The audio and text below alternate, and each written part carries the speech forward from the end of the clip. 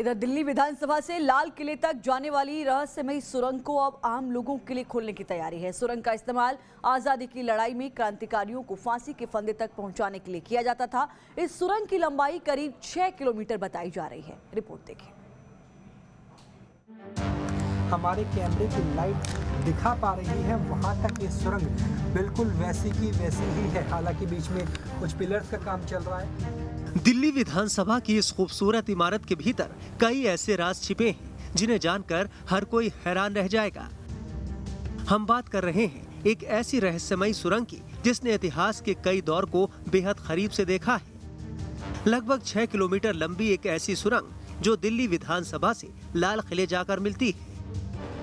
News nation के दर्शकों को दिखाते हैं वो इतिहास जो किसी भी इतिहास की किताब में नहीं है, क्योंकि जहां पर दिल्ली विधानसभा है उसके नीचे सुरंग थी, जो सुरंग सीधे जाती थी लाल किले तक। हालांकि अब इसकी गहराई बहुत ज़्यादा बची नहीं है, लेकिन फिर भी हम आपको दिखाने की कोशिश करेंगे। मैं चाहूँगा कि मेरे वीडियो जर्नलिस्ट सुभाष अंदर भी दिखाने की कोशिश करें कि कैसे ये सुरंग अभी भी जहाँ पर विधानसभा है वहाँ से बिल्कुल नीचे नीचे तक जाती हुई नजर आती है। और जहाँ तक हमारे कैमरे की लाइट दिखा पा रही है वहां तक ये सुरंग बिल्कुल वैसी की वैसी ही है। हालांकि बीच में कुछ पिलर्स का काम चल रहा है और यहाँ इन्हें इसलिए बनाया गया है ताकि जो विधानसभा मौजूदा विधानसभा है वो पूरी तरह से सुरक्षित रहे।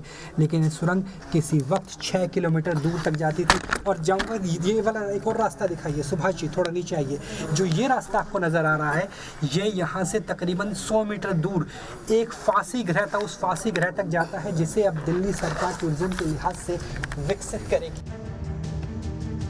इस रहस्यमयी सुरंग को अब आम लोगों के लिए खोलने की तैयारी चल रही है, क्योंकि सुरंग 100 साल से ज्यादा पुरानी है। इसलिए अभी काफी कुछ इस सुरंग को लेकर जानकारियां इकट्ठा की जा रही हैं। सकते हैं कि बहुत छोटी ही सुरंग है जो बची है। यहाँ से अगर दूरी की बात करें तो लाल किले की दूरी तकरीबन 6 किलोमीटर की है। और 6 किलोमीटर तक ये कहा जा रहा है कि गलतियाँ हैं कि ये सुरंग जाती थी 1911 में, जब दिल्ली राजधानी बनी कलकत्ता के बाद से। उसके बाद ये कहा जाने लगा कि यहाँ पर एक नेशनल असेंबली होनी चाहिए, नेशनल लेजिस्लेटिव असेंबली होनी चाहिए। 1912 में ये भवन बनता है और 1913 यानी अगर एक्यूरेट की बात करें तो ई थॉमस यहाँ के आर्किटेक्ट थे। और 27 जनवरी 1913 में पहली बार जो आपको विधानसभा नजर आएगी यहाँ पर अधिवेशन हुआ था। सुरंग का इस्तेमाल आजादी की लड़ाई में क्रांतिकारियों को फांसी के फंदे तक पहुंचाने के लिए किया जाता था।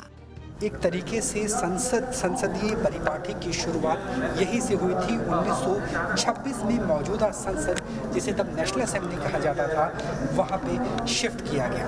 अब ऐसे में यहाँ 2-3 चीज़ें महत्वपूर्ण हो रही हैं। पहला जो सुरंग आपको दिखाई, और यहाँ अगर आगे आपको दिखाएंगे तो एक जगह ऐसी है जहाँ पर फांसी पे लटकाया जाता था भारतीय क्रांतिकारियों को, जो लाल किले में उस वक्त जेल होती थी वहाँ से सीधा आते थे।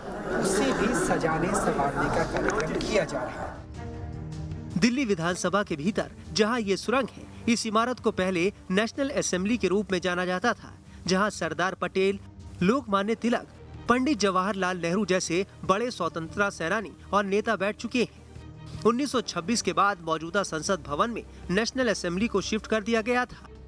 तब से लेकर आजादी तक ये भवन अंग्रेज हुकूमत की कोर्ट के रूप में रहा। आजादी के बाद से पहले दिल्ली सचिवालय और 1993 के बाद दिल्ली विधानसभा बनी। ई थॉमस ने इस भवन का निर्माण कराया। 1912 में ये भवन बन गया और 27 जनवरी 1913 को पहले दिन था जब यहाँ पर ही भारत के लोग पहली बार बैठे और लोकतंत्र की शुरुआत इसी असेंबली, जो इस वक्त दिल्ली असेंबली कहा जाता है, इसी भवन के अंदर हुई। लेकिन इसकी दास्तान यहाँ से बेहद पुरानी है, क्योंकि 1857 का वो वक्त था जब बहादुर शाह जफर तृतीय दिल्ली के तख्त पे बैठा हुआ था। और उस वक्त 1857 की क्रांति की शुरुआत हुई थी। और उस क्रांति के बाद बहुत से स्वतंत्रता सेनानियों को, क्रांतिकारियों को फांसी की सजा दी गई। जल्द ही इस सुरंग को और यहाँ से 100 मीटर दूरी पर जहाँ फांसी लगाई जाती थी, उस फांसी गृह को पर्यटन के लिहाज से विकसित किया जाएगा।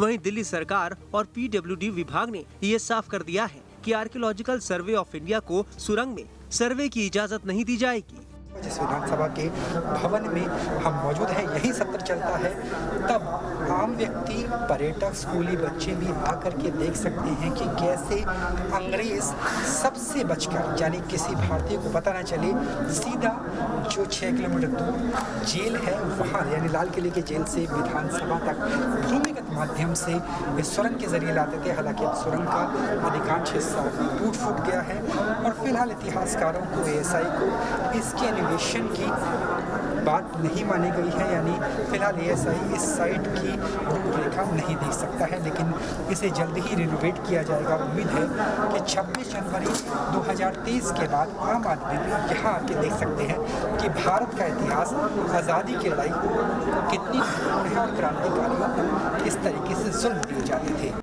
दिल्ली सरकार और पीडब्ल्यूडी इस सुरंग को फिर से विकसित करेगी और 2023 तक इस काम को पूरा करने की योजना है, ताकि आम जनता इससे जुड़ा इतिहास जान सके और सुरंग को देख सके।